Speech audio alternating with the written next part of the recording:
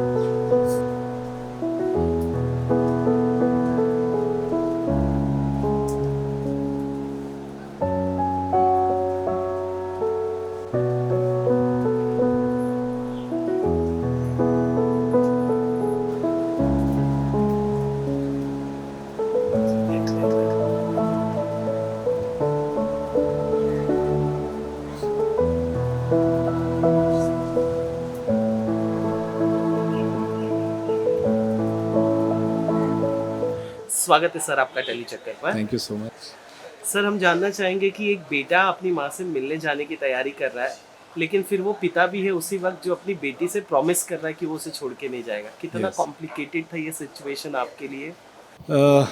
बहुत कॉम्प्लिकेटेड था। अरमान का कैरेक्टर ही बहुत ही कॉम्प्लेक्स कैरेक्टर है। ये बहुत ऐसा स्ट्रेट कैरेक्टर नहीं है कि सिर्फ अच्छा ही है या सिर्फ खराब ही है।